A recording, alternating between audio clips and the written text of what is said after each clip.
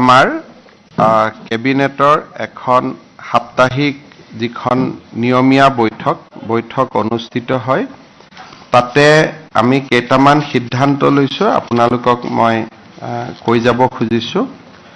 প্ৰথম কথা আমাৰ গুৱাহাটীত যেটো 5000 অডিটৰিয়ামৰ কাম চলি আছে আমাৰ জ্যোতি বিষ্ণু কলাক্ষেত্ৰ তাৰ বাবে কেবিনেটে আজি 290 কোটি টকা মঞ্জুৰ কৰে আৰু এই অডিটৰিয়ামটো যাতে আগষ্ট মাহৰ ভিতৰত সম্পূৰ্ণ হয় তাৰ কাৰণে ব্যৱস্থা ল'বলৈ লোক নিৰ্মাণ বিভাগক নিৰ্দেশ দিয়ে।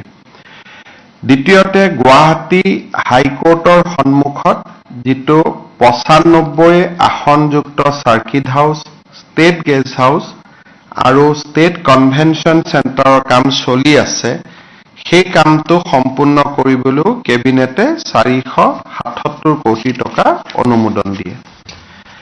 আজি আমাৰ কেবিনেটত যোৰহাট আৰু ডিব্ৰুগড়ত 1 লাখ লিটাৰ প্ৰতিদিনে গাখীৰ সংশোধন আৰু প্ৰসেস কৰিব পৰা দুটা মিল্ক প্ৰসেস ইউনিট বা মিল্ক প্ৰসেসিং ইউনিট আৰম্ভ কৰিবৰ বাবে 150 কোটি টকা অনুমোদন দিয়ে। যোৰহাটৰ দুগ্ধ সংশোধন কেন্দ্ৰটোৰ বাবে 75 কোটি টকা আৰু ডিব্ৰুগড়ৰ দুগ্ধ সংশোধন কেন্দ্ৰটোৰ বাবে 75 কোটি টকাৰ কেবিনেটে অনুমোদন দিয়ে। অতিৰিক্তভাৱে কেবিনেটে ধেমাজি আৰু কাছাৰতো দুটা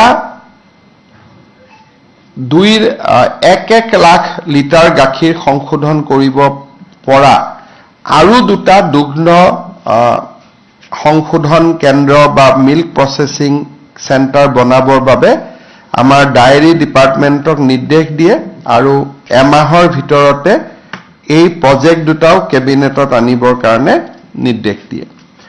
কেবিনেটে গাখীৰ উৎপাদনৰ লগত জড়িত যিসমূহ কৃষক আছে আৰু যিসকল কৃষকে সমবায় সমিতিৰ জৰিয়তে গাখীৰ বিক্ৰী কৰে যেনেকুৱা সীতা জখলা হল, আমুল হল, পুৰবী হল, তেওঁলোকৰ জৰিয়তে যোনে গাখীৰ বিক্ৰী কৰে তেওঁলোকক প্ৰতি লিটাৰত 5 টকাকৈ ৰাজ সাহায্য দিবলৈ সিদ্ধান্ত গ্ৰহণ কৰে।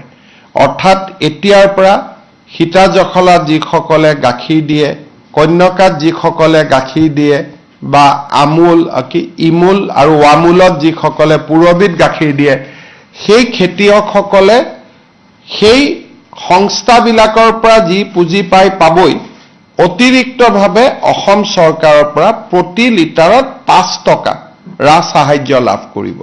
তাৰ যেটো পোৰ্টেল আছে সেই পোৰ্টেলটো আমি 1 ফেব্ৰুৱাৰী তাৰিখে আনুষ্ঠানিকভাৱে মুকলি কৰিম আৰু তাৰ পিছৰ পৰাই তেওঁলোকে 5 টকাকৈ প্ৰতি লিটাৰত অতিৰিক্ত কৰি চৰকাৰৰ পৰা ৰাজ সাহায্য পাব। এইটো এটা আমাৰ কেবিনেটৰ আজি এটা গুৰুত্বপূৰ্ণ সিদ্ধান্ত হয়। আজি আমাৰ কেবিনেটত কাছাৰত যিখন কেন্সাৰ হস্পিটাল আছে আমাৰ কাছাৰ কেন্সাৰ হস্পিটাল ছ'চাইটিয়ে কেন্সাৰ হস্পিটালখন পৰিচালনা কৰে তেখেতসকলক আজি আমি 10 বিঘা মাটি আবণ্টন কৰাৰ বাবে সিদ্ধান্ত লওঁ। আজি আমাৰ কেবিনেটত আপোনালোকে জানে যে আগতে আমি এটা কেবিনেটত সিদ্ধান্ত লৈছিলো যে চাহ বাগিচাত টি টুৰিজিম কৰিব পাৰে দুৰুং চাহ বাগিচা শোণিতপুৰ জিলাৰ আৰু লেপেটকাটা চাহ বাগিচা শোণিতপুৰ জিলা এই দুইখন চাহ বাগিচাতে দুটা পৰ্যটন প্ৰকল্প স্থাপন কৰিবৰ বাবে কেবিনেটে অনুমোদন দিয়ে। আজি আমাৰ কেবিনেটত যেটো অইল পাম আমি খেতি কৰি আছো এই অইল পাম ক্ৰপটোক আজি কেশ ক্ৰপ হিচাপে অনুমোদন দিয়ে। এতিয়াৰ পৰা অইল পাম যিসকলে খেতি কৰে তেওঁলোকে চৰকাৰৰ পৰা বিভিন্ন সহায় পাবৰ বাবে তেওঁলোকে সুবিধা পাব যিহেতু আজি কেবিনেটে অইল পামক এটা কেশ ক্ৰপ হিচাপে ডিক্লেয়াৰ কৰে।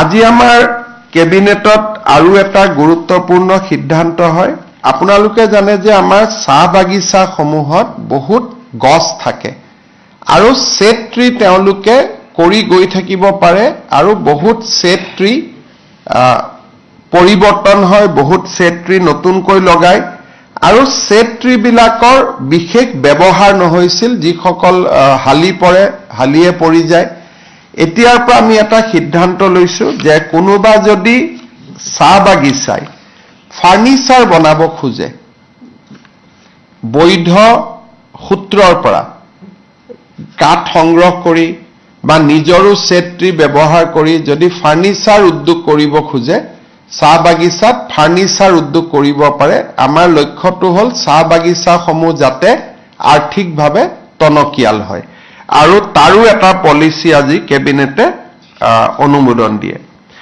আজি আমাৰ কেবিনেটে এটা ডাঙৰ সিদ্ধান্ত গ্ৰহণ কৰে ডিব্ৰুগড় জিলাৰ দেওচালিত এখন প্ৰপ'জ ৰিজাৰ্ভ ফৰেষ্ট আছিল প্ৰস্তাৱিত বনভূমি সেই প্ৰস্তাৱিত বনভূমিখনত বহুবিলাক মানুহে ইতিমধ্যে ঘৰ বাৰী বনাইছে আৰু গোটেই মানুহবোৰ আমাৰ খিলঞ্জীয়া মানুহ সেইকাৰণে এই প্ৰস্তাৱিত বনভূমিখনক এতিয়াৰ পৰা আমি ৰাজহ গাঁৱলৈ ৰূপান্তৰ কৰিলো অৰ্থাৎ প্ৰপ'জ ফৰেষ্ট ৰিজাৰ্ভ আছিল প্ৰস্তাৱিত বনভূমি আছিলে এই প্ৰস্তাৱিত বনভূমিখন ডিব্ৰুগড় জিলাৰ এতিয়া আমি ৰাজহ গাঁৱলৈ ৰূপান্তৰ কৰিলো তাৰ ফলত আমাৰ বহু লোকে আমাৰ মাটিৰ পট্টা পাবলৈ সুবিধা পাব আজি আপোনালোকে জানে যে মিছন বসুন্ধৰাৰ আবেদনৰ তাৰিখ শেষ হৈছে আমি এটা প্ৰায় 5 লাখ আবেদন ইতিমধ্যে আমালৈকে আহিছে আমি এটা নতুন সিদ্ধান্ত লৈছো যে নামঘৰ বা মন্দিৰে যদি কিবা কাৰণত পোৰ্টেলত আবেদন কৰিব পৰা নাই তেওঁলোকে যদি মেনুৱেলতো আবেদন কৰে তেতিয়াহলেও তাক গ্ৰহণ কৰা হ'ব আৰু মেনুৱেলত আবেদন দিয়াৰ সময় আমি এই মাহৰ 30 তাৰিখলৈকে আমি বঢ়াই দিছো অকল ধৰ্মীয় উপাসনাৰ স্থলীসমূহৰ বাবে স্কুল কলেজৰ বাবে ৰাজহুৱা অনুষ্ঠানৰ বাবে তেওঁলোকে যিখিনিয়ে পোৰ্টেলে আবেদন কৰিলে ঠিক আছে কিন্তু যদি কোনোবাই পোৰ্টেলত আবেদন কৰিব পৰা নাই বিভিন্ন অসুবিধাৰ বাবে তেওঁলোকে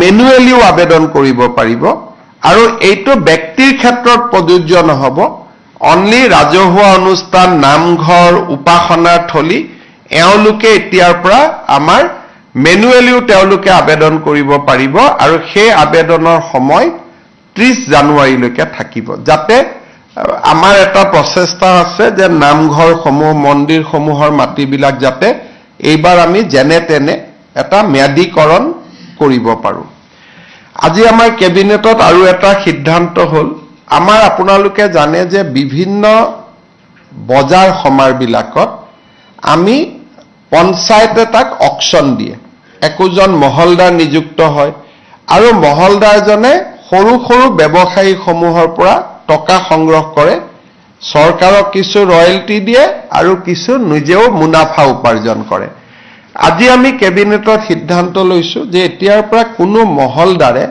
শাক-পাচলি তৰকাৰী বেপাৰীৰ পৰা টকা ল'ব নোৱাৰিব আৰু পাণ তামোলৰ বেপাৰীৰ পৰা তেওঁলোকে টকা সংগ্ৰহ কৰিব নোৱাৰিব যেনেকৈ বেলতলা বজাৰ যদি কোনোবাই শাক-পাচলি লৈ আহে বা তামোল বিক্ৰী কৰে তামোল চালি বিক্ৰী কৰে তামোল পাণ এই দুই শ্ৰেণীৰ ব্যৱসায়ীয়ে এতিয়াৰ পৰা কোনো বজাৰত তেওঁলোকে পইচা দিব নালাগে তেওঁলোকে তাত বিনামূলীয়াকৈ তেওঁলোকে এই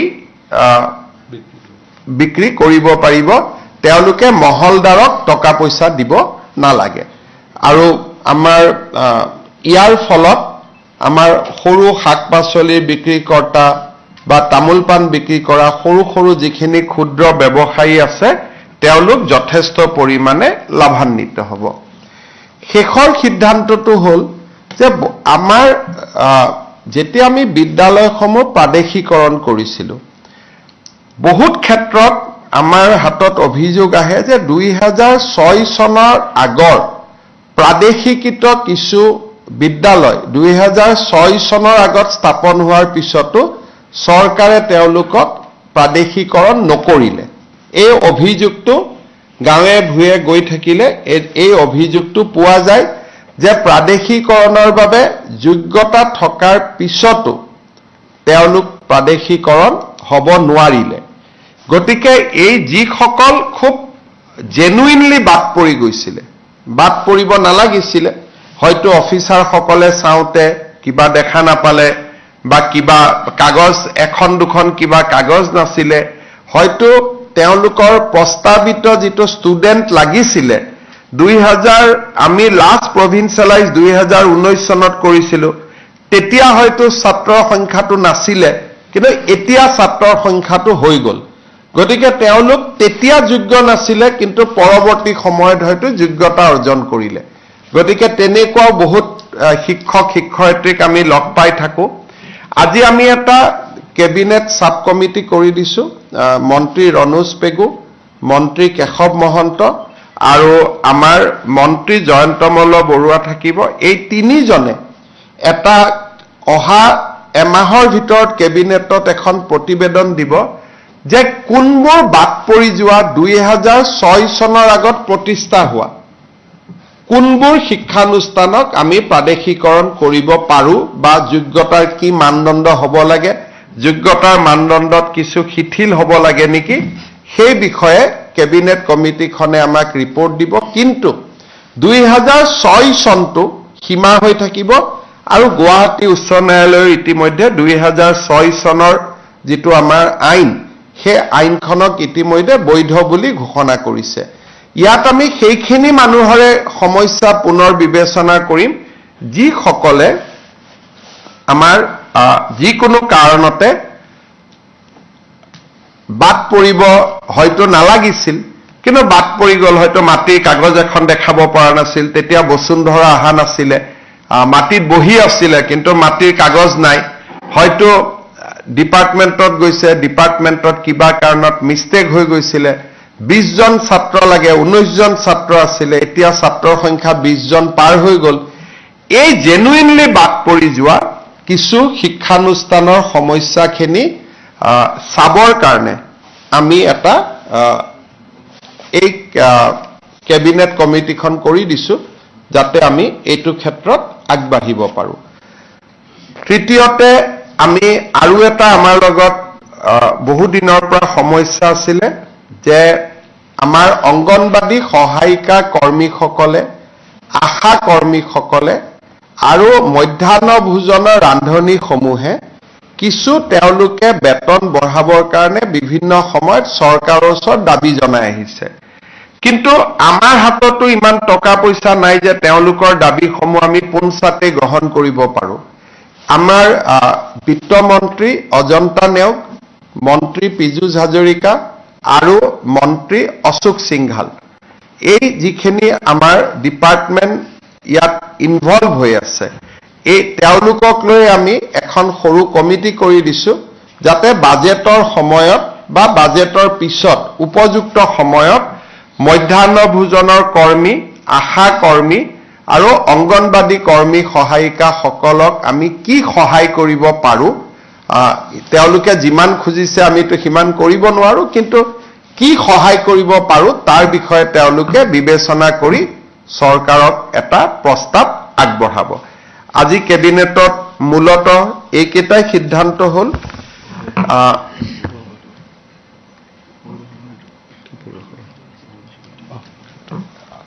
ইয়াৰ পিছত আমাৰ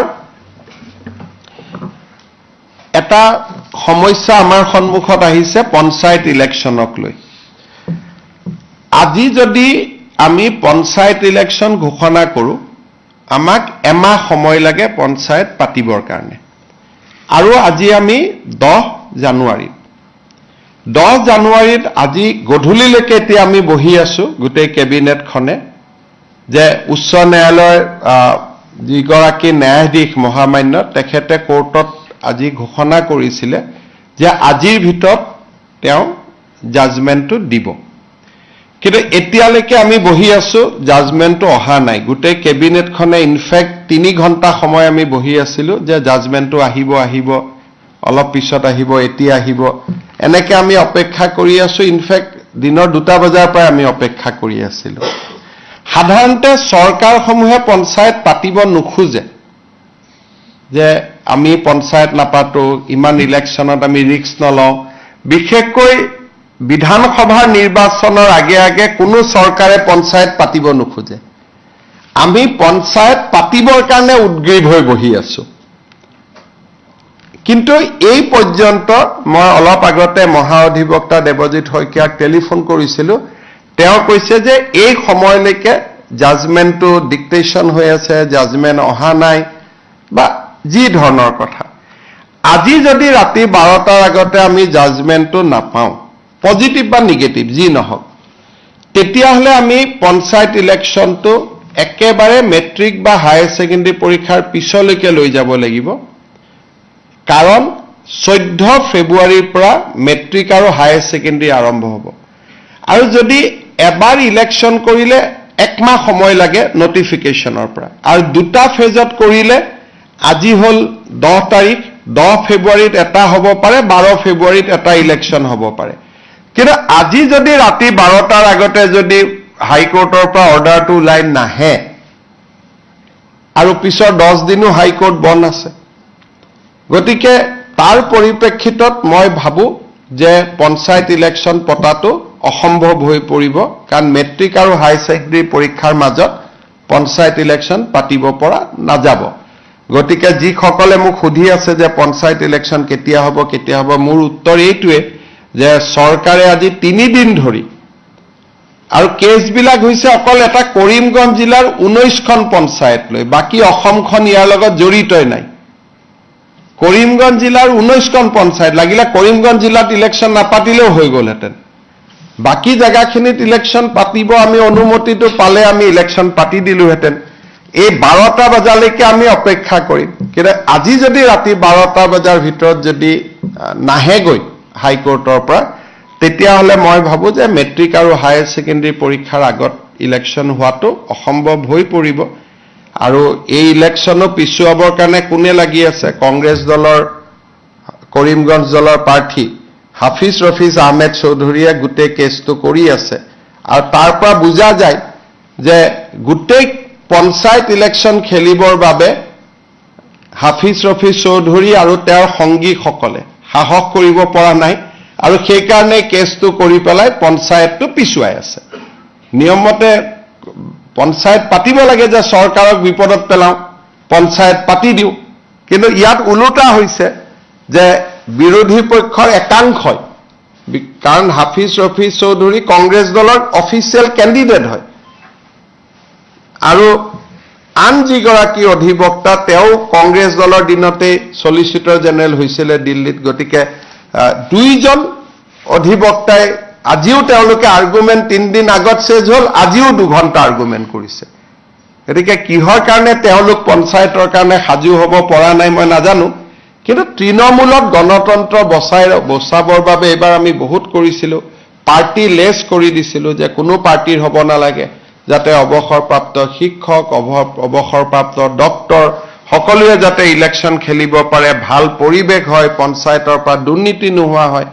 কিন্তু যি নহওক, আমিতো হাইকোৰ্টৰ ওপৰত মাতিব নোৱাৰোঁ। গতিকে ৰাতি 12টালৈকে অপেক্ষা কৰিম, আৰু 12টাৰ আগত যদি জাজমেণ্ট পাওঁ হ'ব, নহ'লে আৰু এইটো মেট্ৰিক হায়াৰ ছেকেণ্ডেৰীৰ পিছলৈকে পিছুৱাই যাব।